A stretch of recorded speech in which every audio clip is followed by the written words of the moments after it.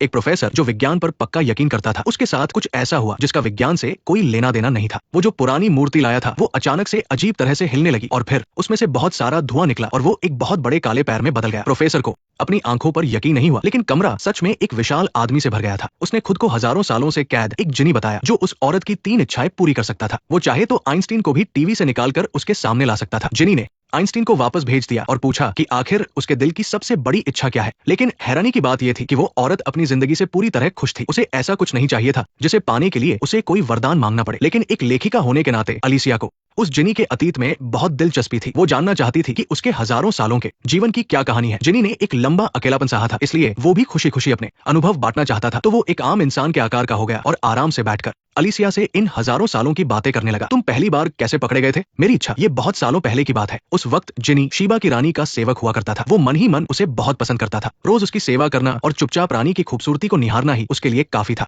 लेकिन फिर एक दिन व्यापारियों का एक काफिला आया जिसने उनकी शांत जिंदगी को पूरी तरह बदल दिया। उनमें एक बेहद ताकतवर जादूगर छिपा हुआ था जो कोई और नहीं बल्कि राजा सोलोमन था। उसने संगीत सुनाने के बहाने से अपने जादू से शीबा की रानी को अपने वश में कर लिया। क्योंकि शीबा की रानी इंसान और जिनी दोनों का हिस्सा थी, इसलिए उसके पैरों पर जन्म से ही काले और लंबे बाल थे जिससे वो हमेशा बहुत परेशान रहती थी। और राजा सोलोमन ने बड़ी आसानी से अपने जादू से उसकी ये परेशानी दूर कर दी। इसके अलावा पहले से किए गए जादू की वजह से शीबा की रानी पूरी तरह से उसके इशारों पर नाचने वाली कठपुतली बन गई। राजा सोलोमन न सिर्फ उसका पति बन गया बल्कि उसने बड़ी चालाकी से पूरे राज्य पर भी कब्जा कर लिया। और जिनी जो रानी का सबसे खास सेवक था, उस पर भी उसने काला जादू कर दिया। वो एक महान जादूगर था। उसने मुझे एक लोहे की बोतल में कैद कर दिया और फिर राजा सोलोमन ने उस बोतल को एक बाज को दे दिया जो उसे सैकड़ों किलोमीटर दूर उड़ा ले गया। और आखिर में उसने उस बोतल को लाल सागर में फेंक दिया। मैं कई सालों तक समुद्र की गहराइयों में रहा। अलिसिया ने बड़ी उत्सुकता से पूछा, इतने लंबे समय तक सोने के अलावा तुम अपना वक्त कैसे बिताते थे? जिनी को आराम की जरूरत नहीं होती। बोतल में कैद रहते हुए वो बस बेबसी से दुआ कर सकता था कि कोई उस पर रहम करे, लेकिन कभी किसी भगवान ने उसकी नहीं सुनी। उन लंबे और अकेले सालों में वो सिर्फ और सिर्फ डर के साए में जीता रहा। इसलिए ये मौका उसे हजारों सालों के इंतजार के बाद मिला था। उसने अलिसिया से मिन्नत की कि वो अपनी तीनों इच्छाएं पूरी मांगे ताकि उसे इस श्राप से आजादी मिल सके। मेरे पास पहले से ही वो सब कुछ है जो मुझे चाहिए। सच कहूं तो मैं बहुत खुश हूं। अलिसिया के पास अपना मनपसंद करियर था और उसे जो भी चीजें चाहिए थी वो अपनी काबिलियत के दम पर हासिल कर सकती थी। उसे कोई इच्छा ही समझ नहीं आ रही थी। लेकिन उस औरत को इस तरह इतना संतुष्ट देखकर जिनी बहुत परेशान हो गया। इसका मतलब था कि इस बार भी उसे ऐसे ही हार माननी पड़ेगी और उसे आजादी नहीं मिलेगी। जिनी का गुस्सा बेकाबू होकर फूट पड़ा। बहुत मुश्किल से उसने अपने गुस्से को काबू में किया। इसके बाद उसने फिर से अपनी कहानी सुनानी शुरू कर दी, इस उम्मीद में कि शायद अलिसिया को कुछ मांगने की प्रेरणा मिल जाए। कई सालों तक लाल सागर में रहने के बाद आखिरकार मछुआरों ने उस बोतल को बाहर निकाल लिया, लेकिन बोतल पर इतने पत्थर और काई जमा हो गई थी कि उसे एक आम पत्थर समझकर किले की दीवार में खाली जगह भरने के लिए लगा दिया गया। दशकों तक मौसम की मार सहने के बाद इत्तेफाक से वो बोतल एक लड़की के पैर रखने का सहारा बन गई जो अपने प्रेमी को छुप कर देख रही थी। लेकिन तभी सामने खड़े राजकुमार की नजर उस पर पड़ गई। राजकुमार को देखकर लड़की इतना डर गई कि उसका पैर फिसल गया और उसी के साथ वो लोहे की बोतल भी बाहर आ गिरी। वो लड़की एक बहुत ही गरीब और मामूली नौकरानी थी। उसने सोचा कि इस पुरानी चीज को बेचकर वो कुछ पैसे कमा लेगी, लेकिन अनजाने में ही उसने उस जादुई बोतल को खोल दिया जिसने उसकी किस्मत ही बदल दी। लड़की ने अपनी पहली इच्छा मांगी, राजकुमार की पत्नी बनना। इसलिए जिनी ने उसे खूबसूरती बढ़ाने वाला एक जादुई तेल दिया और उसकी छवि को राजकुमार के सपनों में डाल दिया ताकि जब वो दोनों असल जिंदगी में मिले तो राजकुमार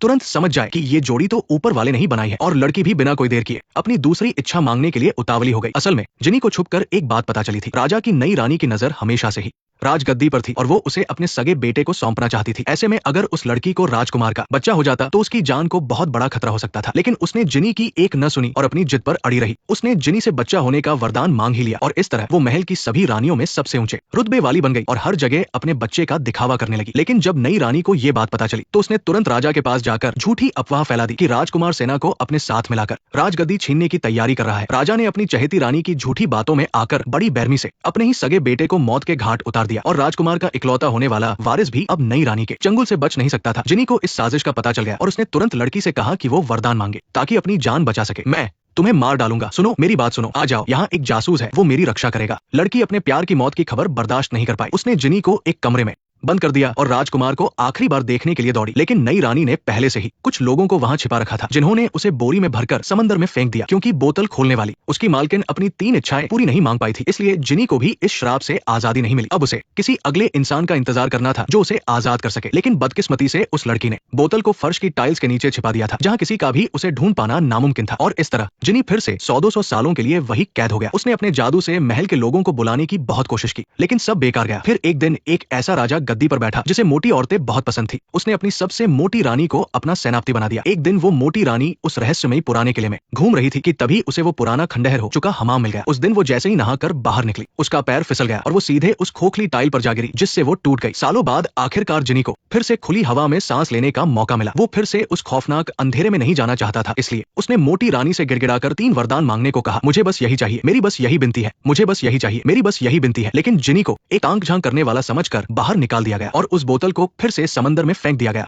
अलिसिया को लगता था कि जिनी की मदद से आसानी से इच्छाएं पूरी करने का अंजाम हमेशा बहुत बुरा ही होता है। उसे जब कुछ चाहिए ही नहीं था तो वो भला खुद को मुसीबत में क्यों डालती। इंसानियत के नाते वो जिनी की ये शर्त पूरी करने में उसकी मदद तो कर ही सकती थी। पहला, मैं चाहती हूँ कि तुम्हारे बाल गायब हो जाएं। दूसरा, मैं चाहती हूँ कि तुम ये चाय पियो। और आखिर में, मैं चाहती हूँ कि तुम एक और कप चाय पियो। जिनी जब पहली बार राजा सोलोमन ने उसे कैद किया था तो उसकी वजह यही थी कि वो शीबा की रानी को बेइंतहा चाहता था। इसलिए राजा सोलोमन ने श्राप तोड़ने की ये शर्त रखी थी कि जिनी को उस इंसान की मदद करनी होगी जो दिल से अपनी 3 इच्छाएं मांगे। दुनिया में ऐसा कौन होगा जो अपनी सबसे गहरी इच्छाओं को पूरा करने का मौका नहीं चाहेगा, और जब इतना बड़ा मौका सामने खड़ा हो तो भी वो कुछ नहीं मांगना चाहती। मेरी एक इच्छा है, हम पहले कभी नहीं मिले। नहीं, ऐसी बात मत कहो। जिनी इतना भड़क गया कि उसने बोतल को ही चकनाचूर कर दिया। अलिसिया ने भी उसके इस बर्ताव से समझ लिया था कि वो अपने अतीत का कोई ऐसा राज छुपा रहा है जिसके बारे में वो बात नहीं करना चाहता। इस बार वो बोतल समंदर में ज्यादा दिनों तक नहीं रही। उसे एक बहुत बड़ी मछली ने निगल लिया। उस औरत को लोहे की चीजें बहुत पसंद थी, इसलिए उसने बिना किसी मेहनत के उसे खोल लिया। जफीर एक गरीब लड़की थी जिसे एक बूढ़े और अमीर व्यापारी ने खरीद लिया था। वो पिंजरे में कैद एक चिड़िया की तरह थी और वो बूढ़ा अपनी हवस मिटाने के लिए ही उसके पास आता था। इसलिए जब जफीर ने जिनी को देखा तो उसका पहला ख्याल वरदान मांगने का नहीं था, बल्कि वो उसे अपनी बनाई हुई चीजें दिखाने लगी। उसने 2 घूमते हुए पहियों से एक एनिमेशन बनाया था और उड़ने वाली एक मशीन भी बनाई थी। जफीर ने शिकायत की, औरत होना कितना नाइंसाफी है। अगर वो एक आदमी होती तो उसकी समझदारी को दुनिया मान लेती, लेकिन सीमित जादुई ताकत वाले जिनी के लिए ये बहुत मुश्किल था। इसलिए जाफिर ने समझौता किया और अपनी पहली ख्वाहिश मांगी। मैं जानना चाहती हूँ दुनिया की सबसे सच्ची, सबसे काम की, सबसे खूबसूरत और सबसे महान भाषा। मुझे वो सब चाहिए। जिनी ने किताबों को पिघलाकर बोतल में डाल दिया। बस ये दवा पीने से ही उसे सारा ज्ञान मिल जाएगा। लेकिन वो जितना सीखती उसकी प्यास उतनी ही बढ़ जाती और अनसुलझी पहेलियां उसके लिए एक नई परेशानी बन गई। उसे इतना परेशान देखकर जिनी ने सलाह दी कि वो अपनी दूसरी ख्वाहिश में उसी की तरह बन जाए जिसे सोने की जरूरत ना हो। बस सोचने भर से वो दुनिया की किसी भी चीज में घूम सके। जाफिर को दुनिया का सारा ज्ञान मिल गया। अब उसके लिए कोई पहेली अनसुलझी नहीं थी। हालांकि दोनों ही आजाद नहीं थे, लेकिन उनकी सोच आसमानों में उड़ सकती थी। जिनी को भी धीरे धीरे उस लड़की से प्यार होने लगा। वो उससे दूर नहीं जाना चाहता था, इसलिए उसने उसे तीसरी ख्वाहिश मांगने से रोक दिया। लेकिन उसकी ये हरकत बिल्कुल उसके जालिम पति की तरह थी जिसने उसे कैद करके रखा था। जाफिर ने गुस्से में आकर कहा कि आजादी के बिना इस असीमित ज्ञान का होना सिर्फ और ज्यादा दर्द देगा। उसे बेहतर महसूस कराने के लिए जिनी ने खुद को एक नई बोतल में कैद कर लिया। लेकिन उसके कैद होने से ठीक पहले जाफिर ने अपनी तीसरी ख्वाहिश मांग ली और जिनी अपनी जान दाव पर लगाकर भी अपने प्यार के साथ रहना चाहता था। उसकी इसी जिद ने एलिसिया का दिल जीत लिया। उसने काफी देर तक सोचा और आखिरकार अपना मन बदल लिया। असल में एलिसिया का आजाद होने का दिखावा सिर्फ एक ढाल था जिसे उसने खुद को बचाने के लिए बनाया था। उसका भी कभी एक पति था जिससे वो बहुत प्यार करती थी और वो उसके बच्चे की माँ भी बनने वाली थी। लेकिन बदकिस्मती से उसका मिसकैरेज हो गया और बच्चा नहीं बच पाया और उसके पति का भी बाहर किसी और के साथ अफेयर शुरू हो गया। ये रिश्ता उसके लिए एक बड़ा पछतावा था, इसलिए वो चाहती थी कि कोई उसे सच में प्यार करे और सिर्फ उसे ही चुने।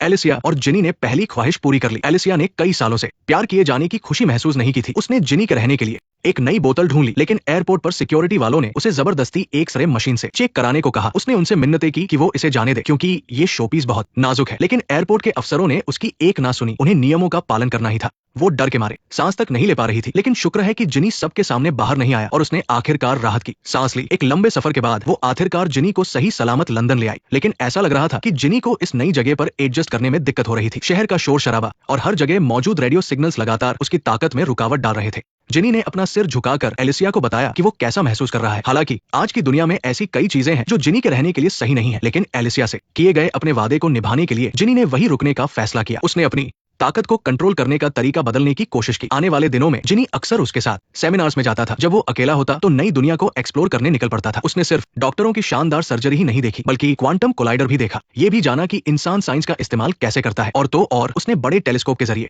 धरती के बाहर की दुनिया को भी महसूस किया। जिनी की नजर में इंसानों की ताकत बहुत ज्यादा खौफनाक थी, सिर्फ एक चीज को छोड़कर, और वो थी अमर जिंदगी। इंसानों ने भगवान से भी कई बड़े चमत्कार कर दिखाए थे, लेकिन एलिसिया को इन सबसे कोई मतलब नहीं था। वो लालची नहीं थी, वो बस चाहती थी कि उसका प्यार उसके साथ रहे और वो अपनी बची हुई जिंदगी सुकून से बिताए। उन्हें लगा कि अब उनकी इस प्यारी सी जिंदगी में कोई रुकावट नहीं आएगी। लेकिन एक दिन जैसे ही वो घर लौटी तो उसे जिनी कहीं नहीं दिखा और हवा में भी कुछ अजीब से पार्टिकल्स तैर रहे थे। उसने ऊपर नीचे हर जगह ढूंढा और आखिरकार बेसमेंट में उसे जिनी बेसुध पड़ा हुआ मिला। जिनी रेत की तरह उड़कर गायब हो रहा था। एलिसिया बुरी तरह घबरा गई और उसे कुछ समझ नहीं आ रहा था कि वो क्या करे। वो उसके इस नाजुक शरीर को छूने से डर रही थी। वो बस लगातार अपने प्यार को आवाज दे रही थी, लेकिन जिनी में कोई जान नहीं बची थी। वो कोई रिएक्शन नहीं दे रहा था। उसके पास कोई चारा नहीं था, इसलिए उसने अपनी दूसरी ख्वाहिश मांगते हुए कहा कि वो उसे कुछ जवाब दे। कुछ ही देर में जिनी ने आखिरकार रिएक्शन दिया। मैं सो गया था। जिनी ने शांत दिखने का नाटक किया और वहां से चला गया। वो नहीं चाहता था कि उसका प्यार उसे इस हालत में देखे, लेकिन पास खड़ी एलिसिया उसका झूठ कैसे नहीं पकड़ पाती। असल में जब वो एयरपोर्ट पर सिक्योरिटी चेक से गुजरे थे, तभी से जिनी को बहुत तेज दर्द हो रहा था। वो इतने दिनों से झूठ बोल रहा था। जिनी आसपास मौजूद इलेक्ट्रोमैग्नेटिक फील्ड्स में जबरदस्ती एडजस्ट नहीं कर सकता था, बल्कि वो लगातार उसकी वजह से दिन ब दिन कमजोर होता जा रहा था। मैं इन सब से निपट लूंगा। मैं तुम्हारे लिए ऐसा कर सकता हूँ।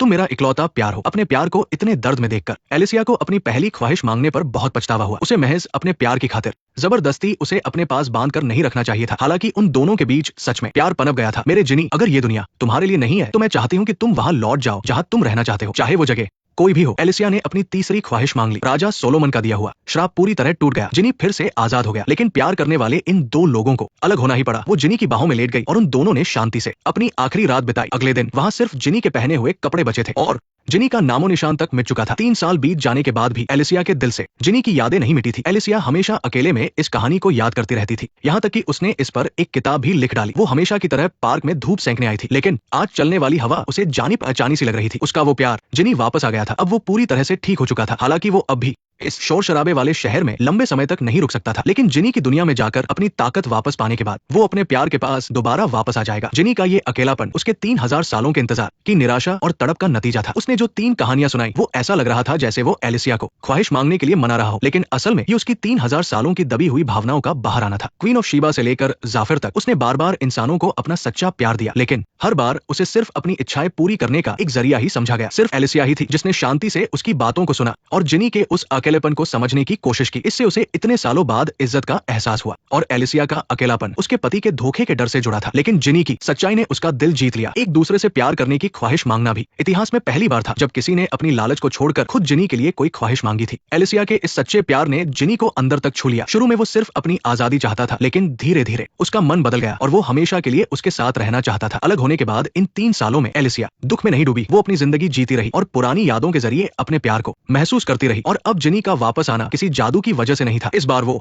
अपनी मर्जी और अपने प्यार की वजह से वापस आया था। वो पूरी तरह आजाद हो चुका था, फिर भी वो लौटना चाहता था, क्योंकि यही उसे अपना सबसे सच्चा प्यार और समझ मिली थी। यहाँ तक वीडियो देखने के लिए आप सभी का शुक्रिया। मैं हूँ फैंशु। उम्मीद है आपसे अगली बार फिर मुलाकात होगी।